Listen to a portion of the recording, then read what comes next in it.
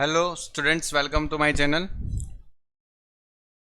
तो देखो, आज जो फ्लेक्सिबल बजट का क्वेश्चन करने के लिए जो इम्पोर्टेंट बातें हैं, जो टेक्निक्स है, ठीक है, वो इम्पोर्टेंट है। जैसे ब्रेक इवन पॉइंट में भी मैंने आपको जो टेक्निक्स बताई थी उससे लगभग सारे क्वेश्चन इजी हो जाते हैं। ठीक है, बस सिर्फ 10-15% काम बाकी रहता है, वो हम फॉर्मूला या तो थोड़ी बहुत क्वेश्चन की प्रैक्टिस करके काम कर सकते हैं।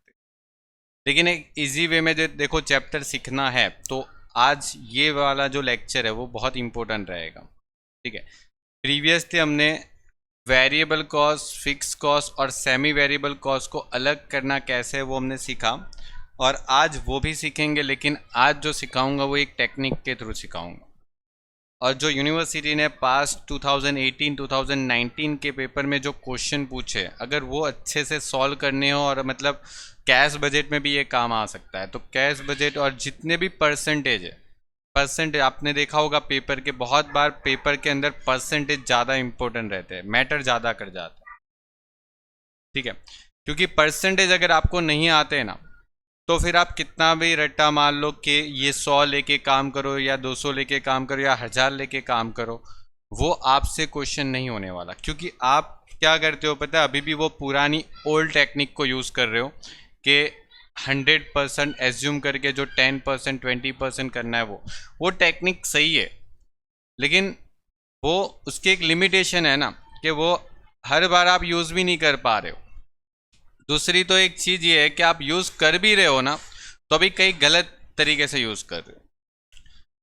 तो आज जो टेक्निक सिखाऊंगा वो फ्लेक्सिबल बजट के लिए बहुत माइंड ब्लोइंग टेक्निक है, और जो यूनिवर्सिटी के जो पेपर के क्वेश्चन है उसको सॉल्व करने के लिए ये जानना ज़रूरी है। अगर ये मिस कर दिया ना, तो फिर आप सिर्फ क्वेश्चन कर रहे हो, जो तो आपको कॉलेज में भी करवा रहे क्वेश्चन। ठीक है, वहीं पे भी सॉल्व कर सकते हो क्वेश्चन अगर करना है तो। लेकिन क्वेश्चन आपको ऐसा नहीं कि 50 या 40 क्वेश्चन करने के बाद फ्लेक्सिबल बजट आ रहा है। ठीक है, आप देख रहे हो पेपर में हर बार कुछ नया पूछ रहे हैं। ठीक है, तो मेन चीज़ वही है कि फ्लेक्सिबल बजट को एक ऐसे लेक्चर में कंप्लीट करना है कि जिसमें पहले तो हमें परसेंटेज सीखना है। हमने लास्ट लेक्चर में हमने फिक्स कैसे निकालना है, वेरिएबल कैसे निकालना है, वो सीखा। लेकिन एक टेक्निक के थ्रू आज हम जाएंगे। देखो, सबसे पहले आज का जो लेक्चर रहेगा अपना, वो परसेंटेज पर रहेगा। ठीक है, क्योंकि परसेंटेज आप जो करते हो वो जो 100 लेके करोगे या परसेंटेज को डायरेक्टली देख के जो करते हो, उसमें बहुत फर्क है। ठीक है, ये वाली टेक्निक से देखो, अगर किसी को अगर ये मतलब नहीं करना है तो मतलब वो लीव कर सकता है, क्योंकि मेन चीज़ वही है कि अगर ये आया तो फ्लेक्सिबल बजट आएगा, वरना फिर आप फ्लेक्सिबल बजट की उम्मीद छोड़ दो।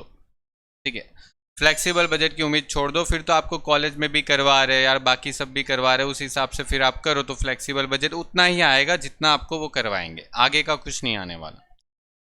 तो देखो, परसेंटेज में आपको मैं जितना बोल रहा हूं उतना पहले याद रखना है, और वैसे इतना सिंपल भी है, कोई इतना हार्ड नहीं। अगर आपको 100% बोले ना, 100%, तो 100% का मतलब होता है 1।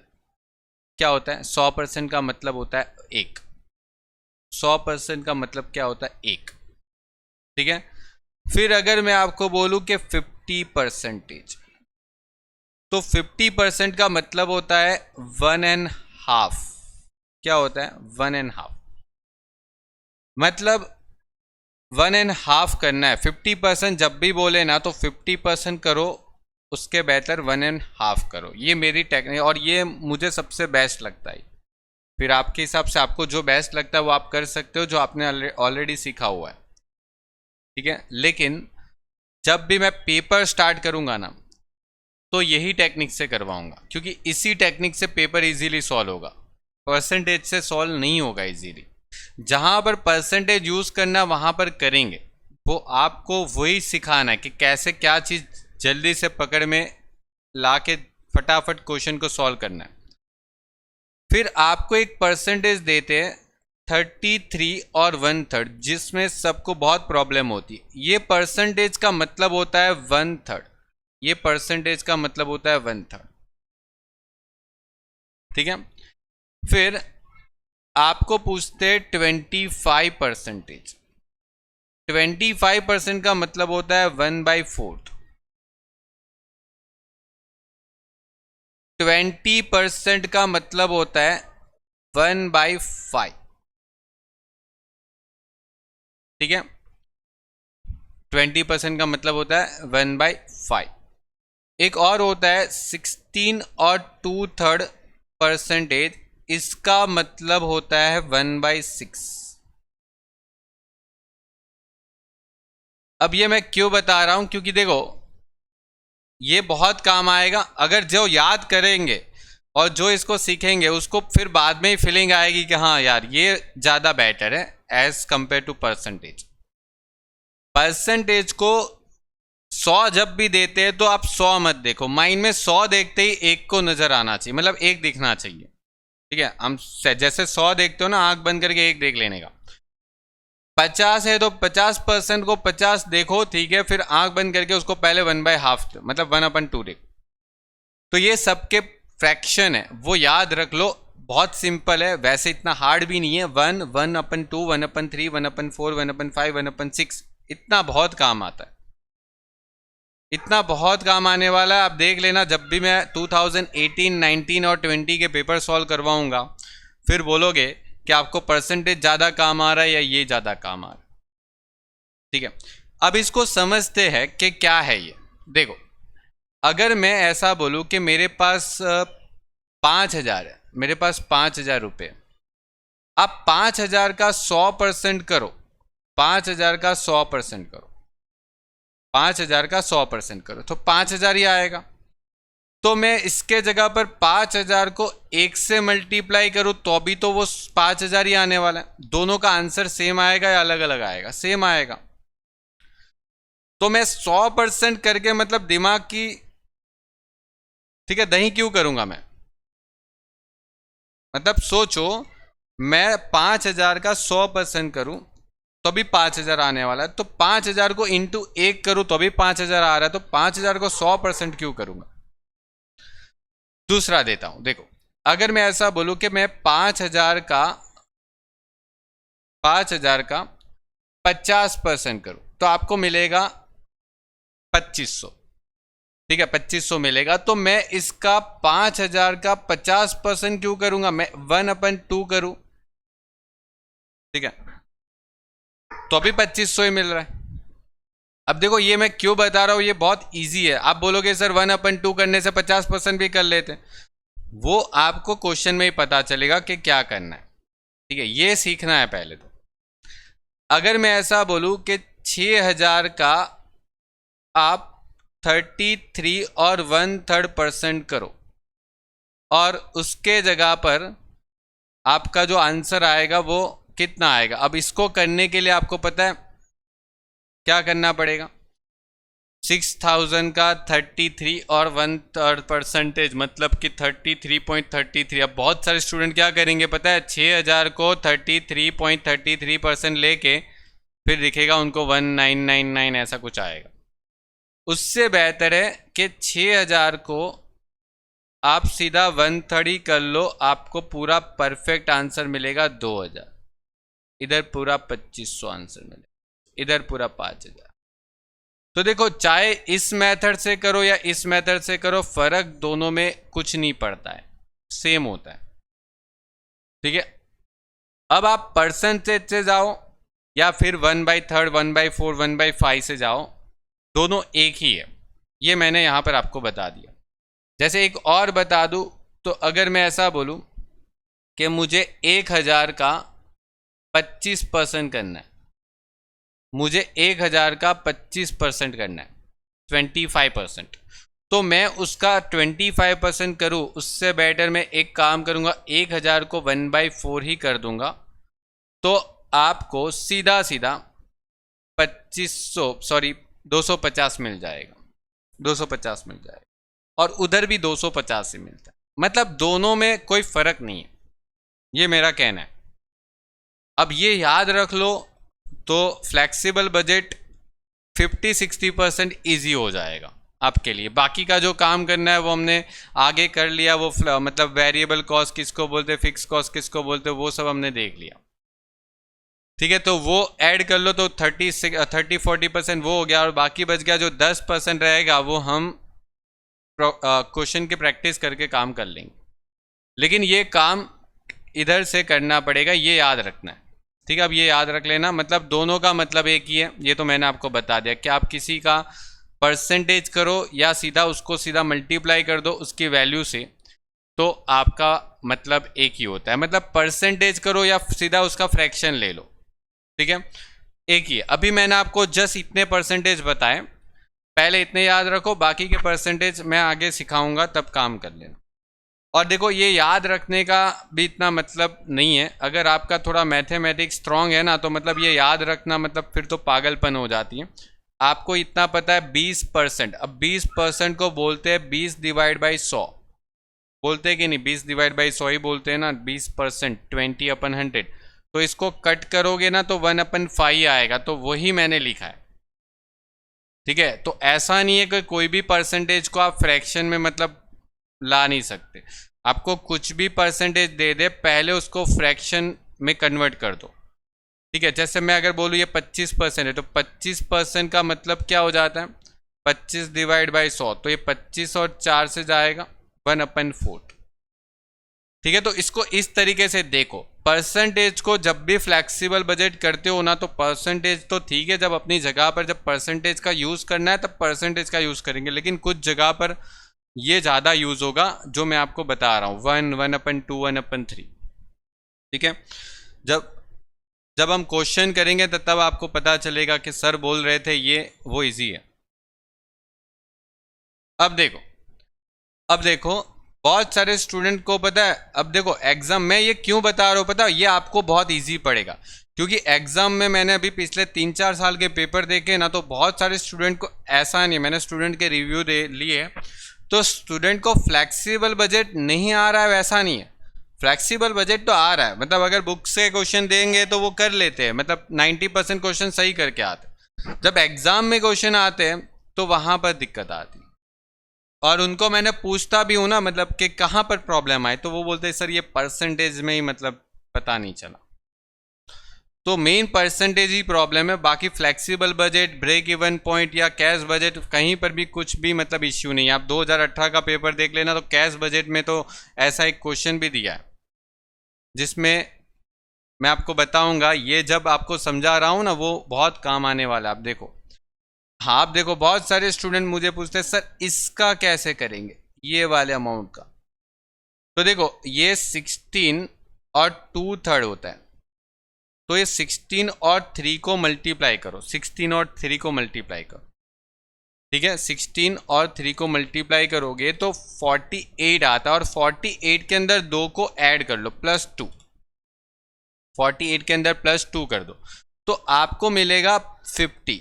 और नीचे डिवाइड में क्या कर देना है, 300 कर देना, क्योंकि नीचे 100 होता है ना, नीचे क्या होता है 100 होता है, तो 3 है तो 3 से मल्टीप्लाई होकर 100 हो जाएगा। अब इसको आप कैंसिल करोगे ना तो ये 6 से कट जाएगा, तो 1/6 आ गया, 1/6 आ गया।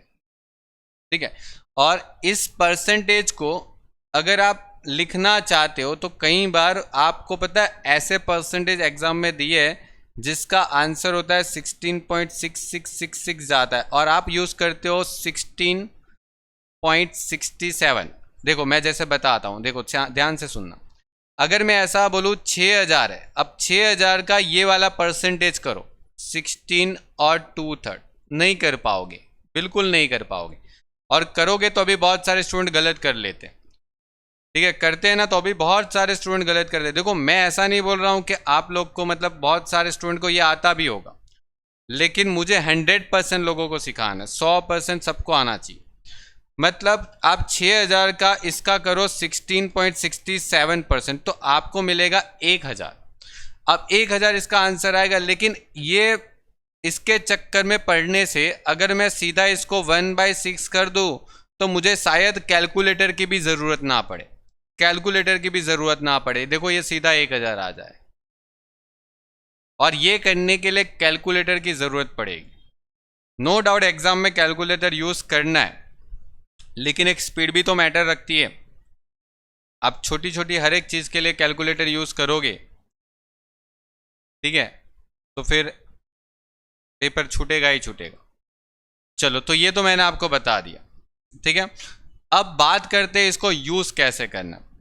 जैसे अभी लास्ट ईयर के एग्ज़ाम में मैंने 2-3 स्टूडेंट का मतलब जो KTI उनको पूछा कि यहाँ पर क्या किया, तो उन्होंने जो आंसर दिया उसके हिसाब से क्लियर कट पता चलता है कि उन लोग को अभी भी TY तक भी आ गए, लेकिन परसेंटेज का मैटर क्लियर नहीं हुआ, ठीक है, परसेंटेज का मैटर क्लियर नहीं हुआ है। अब देखो समझना, मैं अगर ऐसा बोलूं कि एक वस्तु की जो कॉस्ट प्राइस है ना, कॉस्ट प्राइस, किसी भी वस्तु की कॉस्ट प्राइस है, वो अगर मैं ले लेता हूं 5,000, कितनी, 5,000।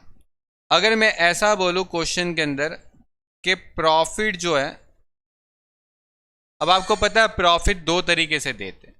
आपको बोलते हैं कि परसेंटेज ऑन कॉस्ट प्राइस, ऐसा बोलते हैं, और आपके पास कॉस्ट प्राइस होती है। तो मैं अगर बोलूं कि 20% ऑन कॉस्ट प्राइस, कितना, 20%, तो आप एकदम आराम से इसका 20% कर देते हो और इसका 20% आ जाता है 1,000, ठीक है, 1,000 आ जाता है, और वो ऐड करके आप यहां पर लिख देते हो 6,000, और ये आपकी आ गई सेलिंग प्राइस, ठीक है। ये तो सबको आता है, लेकिन प्रॉब्लम कहां पर है, एग्जाम में ये नहीं पूछते ना। एग्जाम में क्या करते, एग्जाम में ये नहीं देते, एग्जाम में ऐसा थोड़ी पूछते, एग्जाम में ऐसा नहीं पूछते।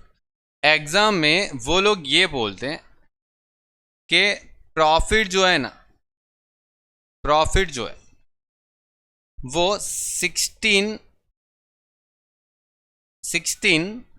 और 2/3% ऑन सेलिंग प्राइस, ये बोलते हैं। और यहां पर आपकी गाड़ी अटक जाती।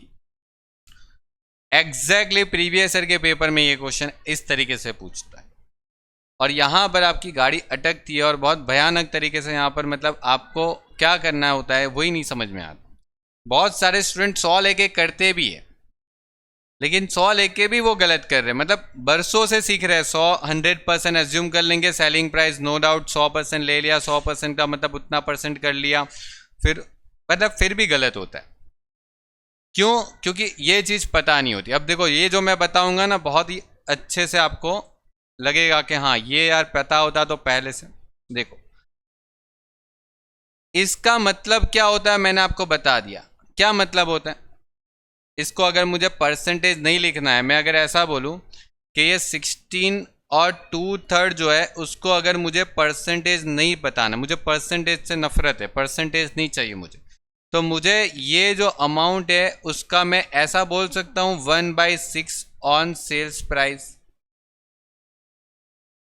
1/6 ऑन सेलिंग प्राइस। इसको मैं ऐसा लिख सकता हूं ना, बिल्कुल लिख सकता हूं, ठीक है। तो अगर देखो आपका ये वाला जो अमाउंट है वो ऑन सेल्स प्राइस है, तो आपको पता है ये वाली अमाउंट ऑन कॉस्ट प्राइस ही होती है। चेक करके देख लो, मतलब आप इसका 1/5 कर दो, कर लो 1/5, कितना आता है, 1,000 आता है, और वो ऐड करके देख लो, यहां पर 6,000 आएगा, और 6,000 का 1/6 करके भी देख लो। कुछ आई बात समझ में आई क्या हो रहा है, बोलो, कुछ पता चला? देखो और कुछ क्लियर करवाता हूं, और कुछ क्लियर करवाता हूं। देखो, कुछ और अमाउंट लेता हूं, इसको छोड़ो, ये तो मैंने सिखा दिया। और कुछ अमाउंट लेता हूं, मैं ऐसा लेता हूं, यहां पर 30,000 लिखता हूं, और मैं बोलता हूं कि इसके पर कितना परसेंट है, 25% ऑन सेलिंग प्राइस। तो ये 25% को छोड़ो, 25% के चक्कर में पड़ोगे तो मतलब गलत करोगे। 25% की वैल्यू क्या थी? 1/4, मतलब ये नीचे से 1/4 आ रहा है। मतलब अगर सेलिंग प्राइस से 1/4 आता है, ये ऊपर से है ना 1/3 आएगा। देखो, अगर ये आपका ऑन सेल्स प्राइस है ना, अगर ऑन सेल्स प्राइस ये वाला होगा ना, तो ऑन कॉस्ट प्राइस ये वाला ही होगा। देख लो, इसका 1/3 करो तो ये 10,000 आ जाएगा, और 10,000 ऐड करोगे ना तो ये 40,000 आएगा, और 40,000 का 25% करो या 1/4 करो, एक ही बात है, एक ही बात है। अब बोलो, 100 लेके काम करना रहेगा, ये ज्यादा रहेगा। 100 लेके करो तो करो, कोई बात नहीं, फिर पता चलेगा कि प्लस करना है माइनस करना है, उन सब में पढ़ोगे, ठीक है। और वो कोई मतलब 100 लेके करते हो ना, उसमें 50-60% स्टूडेंट गलत करते हैं, मैंने देखा है पेपरों में, ठीक है। 100 एज्यूम करेंगे, फिर पता नहीं उनको 100 एज्यूम करके क्या होता है, फिर भूल जाते हैं कि किसको 100 एज्यूम किया था, फिर उधर ही मतलब छोड़ के आएंगे या तो गलत करके आएंगे। एक सीधी सीधी बात है कि अगर कोई चीज़ का आप इतना % ऐड करते हो, तो ऐड करने के बाद जो अमाउंट आएगी ना, उसका वो एग्जैक्टली इतना % ही होता है। वो हमें, अगर ये कॉस्ट प्राइस पे प्रॉफिट होता है तो ये सेलिंग प्राइस पे ही होता है। अगर ये कॉस्ट प्राइस पे प्रॉफिट होगा ना तो ये सेलिंग प्राइस पे ही होगा।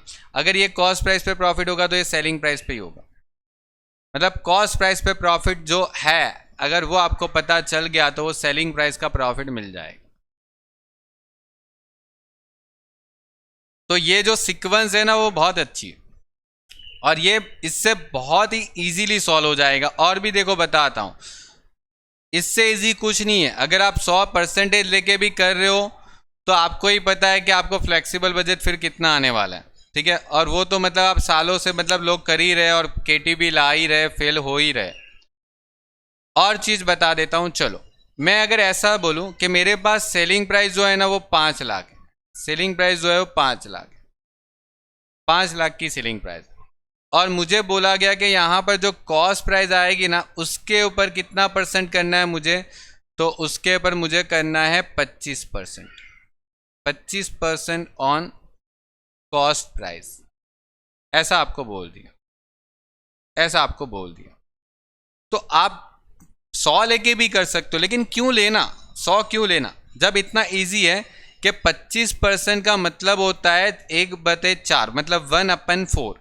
तो 1/4 जो है वो ऑन कॉस्ट प्राइस है, तो इसका मतलब सीधा सीधा हो गया ऑन सेलिंग प्राइस ये वाली ही अमाउंट होगी। चेक करो, इसके ऊपर 1/5 करो तो 1/5 करो तो कितना आ रहा है, 1 लाख आ रहा, और 1 लाख जो है वो प्रॉफिट है, वो माइनस कर दो, ये ऊपर 4 लाख मिल जाएगा। और ये 4 लाख का 25% भी कर दो तो देखो 1 लाख फिर से सेट हो भी रहा है। तो कौन सा वाला इजी रहता है, 100 एज्यूम करके करोगे ये या फिर ये? अगर देखो सीधा सीधा दिया होता तो प्रॉब्लम ही नहीं थी। मतलब अगर आपको सीधा यहां पर ऐसे दे देते हैं कि इसके ऊपर 20%, इसके ऊपर 20% है on cost, sorry on selling price, तो फिर क्यों, मतलब फिर तो सबको आता है, फिर तो सब कर लेंगे, मतलब फिर तो मुझे नहीं लगता कि कोई गलत कर रहा है।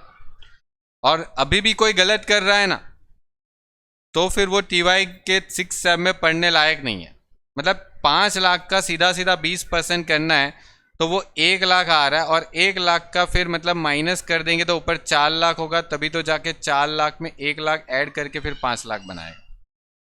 लेकिन दिक्कत यहाँ नहीं आती स्टूडेंट्स को, ठीक है। 50% स्टूडेंट को यहाँ पर प्रॉब्लम आती है कि सर प्रॉब्लम ये अटक जाती है कि ये प्राइस जो है ना वो हमको नहीं दिया होता, और % जो है ना वो इसके ऊपर दे के जाते, वो लोग बोलते इसका 25% ऑन कॉस्ट। अब हमारे पास होती है सर सेलिंग प्राइस, ठीक है, हमारे पास होती है सेलिंग प्राइस। तो सेलिंग प्राइस के ऊपर कितना % है सर, वो हमें वापस प्रॉब्लम होता है। तो उसके लिए आप एज्यूम करते हो 100 में फिर 25 ऐड करोगे, फिर वो मतलब बहुत कुछ करोगे उतने उसके लिए। बट मैं डायरेक्ट करता हूँ, मैं डायरेक्ट करता हूँ कि अगर ये 25% है तो ये अमाउंट है, ठीक है। तो वो कॉस्ट प्राइस पे है तो नीचे सेलिंग प्राइस होगी। देखो इतना याद रखो, ऊपर ऑलवेज कॉस्ट प्राइस होगी, नीचे ऑलवेज सेलिंग प्राइस होगी, ये याद रख लो। ऊपर कॉस्ट प्राइस, नीचे सेलिंग प्राइस होती है। कॉस्ट हमेशा ऊपर रहती है, सेलिंग प्राइस हमेशा नीचे रहती है, ये भी याद रख लो, बहुत काम आने वाला। ठीक है, और एक एग्जांपल ले लेता हूं, फिर मैं टॉपिक चेंज करता हूं। देखो सपोज करो कि आपको दे दिया ये 6 लाख, आपको दे दिया मैंने ये 6 लाख। अब आपको बोलेंगे कि यहां पर जो कॉस्ट प्राइस आएगी यहां पर, उसका 20% मुझे करना है। कितना परसेंट? 20%। और फिर जो 20% ऐड करूंगा, और फिर 20% ऐड करने के बाद जो अमाउंट आनी चाहिए वो एग्जैक्टली 6 लाख आनी चाहिए। तो आप क्या करोगे? 20% कॉस्ट प्राइस का है, तो 20% का मतलब क्या होता है? 20% का मतलब क्या होता है? एक 1/5 होता है, 1/5 होता है। तो 1/5 जो है वो आपको किसके पर दे रखा है? 1/5 जो है आपको किसके पर दिख रहा है? On cost price, on CP.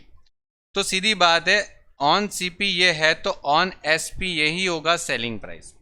तो सेलिंग प्राइस पे सीधा 1/6 कर लो, इसका सीधा मल्टीप्लाई करो 1/6। देखो कैलकुलेटर की भी जरूरत नहीं पड़ती, अगर आप एज्यूम करते हो तो कैलकुलेटर की जरूरत पड़ जाएगी। यहां पर देखो 6 लाख का 1/6 करने में कोई कैलकुलेटर की जरूरत नहीं पड़ती, 1 लाख हो जाता है तो ऊपर 5 लाख ही आएगा। 5 लाख का 20% ही होगा। देखो कितना सिंपल है। अगर अभी भी परसेंटेज पे जाना है तो आपके पास चॉइस तो है, मैं कोई ज़बरदस्ती नहीं कर रहा हूँ कि यही मेथड से करो, लेकिन मैं फ्लेक्सिबल बजट इसी मेथड से सिखाऊंगा। ठीक है, परसेंटेज जहाँ पर यूज़ करना है वहाँ पर करेंगे परसेंटेज को सीधा सीधा, लेकिन जब आपको इस तरीके की प्रॉब्लम दिखाई दे तो वहाँ पर मैं आपको कभी भी वो 100 वाली परसेंटेज मेथड से नहीं करवाऊँगा 100%, क्योंकि वो मुझे भी सही नहीं लगती और मुझे तो मतलब वो पसंद ही नहीं है पहले से। मैं तो FI से मतलब यही करवाता हूँ मेरे स्टूडेंट्स को तो। ठीक है, और मतलब जिसकी आदत ये पड़ चुकी है जिसको 100 लेके, तो फिर उनको करवाना पड़ता है। ठीक है, तो बस इसमें थोड़ा सा याद रखना पड़ता है और कुछ नहीं, मतलब इतना भी कोई इतना याद नहीं रखना पड़ता। इतना TY तक इतना सारा याद रखा तो मतलब एक सीरीज तो याद रख सकते हो, 1, 1/2, 1/3, 1/4, 1/5 और 1/6। उससे कुछ इतना ज़्यादा फर्क नहीं पड़ता। ठीक है, हाँ अब जहाँ पर एक और बात बताता हूँ, ये तो मैंने बता दिया कुछ स्पेसिफिक परसेंटेज। ठीक है, कुछ स्पेसिफिक परसेंटेज मैंने आपको बता दिए, लेकिन कुछ जगह पर ऐसा होता है कि आपको 10% दे दिया। कितना परसेंट? 10%। तो आप प्रॉब्लम में फंस जाते हो। ठीक है, तो देखो मैं 10% का भी आपको लिखवा देता हूं। देखो ऐसा तो नहीं है 10% का आपको नहीं आना चाहिए। ठीक है, 10% का नहीं आए वैसा नहीं होना चाहिए। कितना होगा बोलो 10% का? 10% का मतलब क्या होता है? 10 को 100 से डिवाइड करोगे। ठीक है, तो 10 को 100 से डिवाइड करोगे तो इसका फ्रैक्शन क्या होगा? 1/10 होगा। 1 क्या होगा? 10 होगा। मतलब एक चीज समझो, अगर मैं ऐसा बोलूं कि यहाँ पर मेरे पास जो अमाउंट है उसका 10% मुझे यहाँ पर ऐड करना है, मुझे 10% प्रॉफिट लेना है। ठीक है, 10% प्रॉफिट लेना है और मेरा यहाँ पर आ रहा है 66,000। ठीक है, तो क्या करना पड़ेगा? तो आपको ये जो है ना वो ऑन क्या है? ऑन कॉस्ट प्राइस है ना। मैंने ऑन कॉस्ट प्राइस ये दिया 1/10, 1/10। तो आपको यहां से कितना परसेंट होता है वो देखना हो ना। तो देखो ये 10% का मतलब क्या होता है? 1/10 होता है ना। तो एक काम करो, ये 1 को है ना इधर ऐड कर देना होता है, 1 को इधर ऐड कर दो तो 1/11, मतलब इसका 1/11 करके देख लो, ये 6,000 आएगा, ये 60,000 हो गया। देखो चेक करके देखो, चेक करके देख लो, चेक करके देख लो, सब जगह यही होता है, हर जगह यही होता है। ठीक है, हर जगह यही होता है। देखो और बताता हूं, हर जगह यही होता है। जैसे मैंने अभी आपको बता दिया कि यहाँ पर 20,000 है। अब मुझे 20,000 का 20% करना है। तो 20% का मतलब मैंने यहाँ पर ही लिखा है, देखो 1/5 होता है। तो 20,000 का 20% करोगे तो 4,000 आता है। तो यहाँ पर 24 होगा। तो आप चेक कर लो इसका कितना परसेंट होगा। तो देखो ये एक है ना, यहाँ पर नीचे ऐड कर लो, मतलब 1/6 कर लो। देखो चेक करो, 24 को 1/6 करो, 4000 ही आएगा। परसेंटेज एज्यूम करके करोगे तो भी आंसर यही आने वाला है, लेकिन उसमें टाइम जाएगा, क्योंकि फ्लेक्सिबल बजट के अंदर जो टाइम ज़्यादा कंज्यूम कर लिया तो आपकी थियरी भी छूट सकती है और पेपर में मार्क्स कम आ सकते, क्योंकि आप हर बार एज्यूम करोगे 100 100 100 करके, तो शायद हो सकता है कि आपको 3 बजट बनाने पड़े, 3% के बजट बनाने पड़े। तो तीनों 3 बार अगर यही काम करोगे और उसके अंदर बहुत सारे खर्चे होते तो प्रॉब्लम आ सकती है, क्वेश्चन विथ इन टाइम नहीं सॉल्व होगा। ठीक है, आप चेक करो ये सारे परसेंटेज इसी मैटर से चलेंगे। मतलब आप देखो, अगर आपको ये ऑन कॉस्ट दे रखा है ना, ऑन कॉस्ट, तो ये वाला परसेंट ऑन सेलिंग प्राइस हो रहा है, तो देखो यहां पर 1 पे 5 ऐड हो जाएगा तो ये 6 बन रहा है। अगर ये ऑन कॉस्ट है ना, तो ये कॉस्ट के जगह क्या हो जाएगा, ऑन सेल्स प्राइस पे यही हो जाएगा। देखो 1 में 4 ऐड हो रहा है, 5 हो रहा है, यही हो रहा है। और ये मैथमेटिक्स का मतलब बहुत अच्छा, मतलब बहुत ब्यूटीफुल रूल्स बन रहा है एक तरीके से, और वैसा ही सब चलता जाएगा। अगर आप बोलते हो कि सर 10% ऑन कॉस्ट है, अगर आप बोलते हो सर 10% ऑन कॉस्ट है, तो मुझे पता लगाना है ऑन सेलिंग प्राइस, तो क्या कर लो, 1 में 10 ऐड कर लो ना, ऊपर 1 प्लस कितना हो जाएगा, 11 हो गया, हो गया। और चलो आपको क्वेश्चन के अंदर ऐसा बोल दिया कि 1/11 ऑन सेलिंग प्राइस, तो आपको सेलिंग प्राइस से ऊपर जाना है, क्योंकि आपको मैंने क्या बोला, कॉस्ट प्राइस ऑलवेज ऊपर होती है, कॉस्ट प्राइस क्या होती है, ऊपर होती है, सेलिंग प्राइस नीचे होती है। तो 1/11 आपको दिया है, तो 1/11, तो 1 में से 11 अभी क्या करना है, माइनस करना है, तो यहां पर क्या हो जाएगा, 1/10 ऑन कॉस्ट। मतलब वो चलता जाएगा ऊपर नीचे। अगर आप कॉस्ट प्राइस से सेलिंग प्राइस पे आ रहे हो तो ये एक ऐड करोगे, और अगर कॉस्ट प्राइस पे सेलिंग, मतलब सेलिंग प्राइस से कॉस्ट प्राइस पे जाना है तो ये नीचे माइनस करोगे। आपको 100 लेने की ज़रूरत भी नहीं पड़ेगी, अपने आप परसेंटेज बनते जाएंगे, अपने आप परसेंटेज बनते जाएंगे। ठीक है, तो ये आपको मैंने आज जो परसेंटेज सिखाया वो हम हर एक क्वेश्चन में यूज़ करना ट्राई करेंगे। ठीक है, क्योंकि ये क्वेश्चन में मतलब स्टूडेंट को मैंने देखा है कि बहुत, मतलब 60-70% स्टूडेंट यहाँ पर फंसते हैं। अभी जो पेपर गया था उसमें भी यही था, तो लगभग यही गलत करके आते हैं। ठीक है, चलो एक बार मैं आपको वापस बता देता हूँ। देखो वेरिएबल कॉस्ट जो होता है वो हमने सीखा था, फिक्स कॉस्ट जो होता है वो हमने सीखा था, और हमने एक सेमी वेरिएबल कॉस्ट सीखा था। अब एक चीज यहां पर यह भी समझ लेना कि जो वेरिएबल कॉस्ट होता है ना, वेरिएबल कॉस्ट वो ऑलवेज यूनिट वाइज सेम होता है। मतलब यूनिट, मतलब आपको ऐसा होगा कि 10 रुपीज़ पर यूनिट ऐसा दे देंगे। वेरिएबल कॉस्ट जो होता है वो ऑलवेज 10 रुपीज़ पर यूनिट ऐसा बोल देंगे। तो वो आप कितना भी यूनिट बनाओ, अगर आप यूनिट्स एक बनाते हो ना, तो आपको 10 रुपये का खर्चा होगा, क्योंकि एक यूनिट पे 10 रुपये का खर्चा है। अगर आप 2 यूनिट बनाते हो तो आपको 20 रुपये का खर्चा होगा। अगर आप 10 यूनिट बनाते हो तो आपको 100 रुपये का खर्चा होगा। अगर आप 20 यूनिट बनाते हो तो आपको 200 रुपये का खर्चा होगा। अगर आप 1000 यूनिट बना रहे हो तो आप 1000 इंटू 10 मतलब कि 10,000 का खर्चा करो। दैट मीन्स के वेरिएबल कॉस्ट जो है वो ऑलवेज 10 रुपये के हिसाब से कंटिन्यू होता है, और वो ऑलवेज यूनिट वाइज होता है। फिक्स कॉस्ट जो होता है ना वो आपको सीधा सीधा दे देंगे 10,000, तो वो कहीं पर यूनिट वाइज नहीं होता, वो उसको यूनिट से कोई लेना देना नहीं है। अगर आप एक यूनिट बनाओगे दुकान में बैठ के तो भी 10,000 का खर्चा होने वाला है। अगर 2 यूनिट बना के बैठोगे तो भी 10,000 का ही खर्चा होने वाला है। अगर आप 10 यूनिट बनाओगे तो भी वो 10,000 का ही खर्चा होगा। अगर आप 20 यूनिट बनाओ तो भी 10,000 का ही खर्चा होने वाला है। और अगर आप 1000 यूनिट बनाओ तो भी 10,000 का ही खर्चा होगा, कोई फर्क नहीं पड़ता। इसको टोटल अमाउंट से कोई फर्क नहीं पड़ता, टोटल कॉस्ट से कोई फर्क नहीं पड़ता। यहां पर देखो टोटल कॉस्ट बदलता रहता है, यहां पर टोटल कॉस्ट देखो बदल रहा है, जैसे जैसे यूनिट प्रोडक्शन हो रहा है वैसे टोटल कॉस्ट बदल रहा है। ठीक है, ये आपका टॉपिक हो गया। ठीक है, तो अगर मानो यूनिट वाइज कोई चीज सेम रहती है तो वो वेरिएबल है, और अगर फिक्स मतलब टोटल वाइज कोई अमाउंट सेम रहती है तो वो फिक्स है।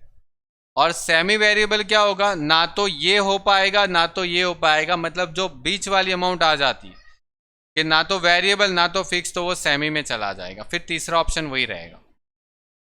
ठीक है, तो नेक्स्ट लेक्चर में हम सेमी वेरिएबल का ट्रिक सीखने वाले हैं कल, और फिर क्वेश्चन स्टार्ट करेंगे परसों से। ठीक है, और आज जितना सिखाया वो याद रखो, एक बार देखो घर पे बैठ के अमाउंट लेके ट्राई करके देखो क्या ये सही बन रहा है। ठीक है, और इसकी प्रैक्टिस कर लो। ओके, चलो, तो गुड बाय, टेक केयर।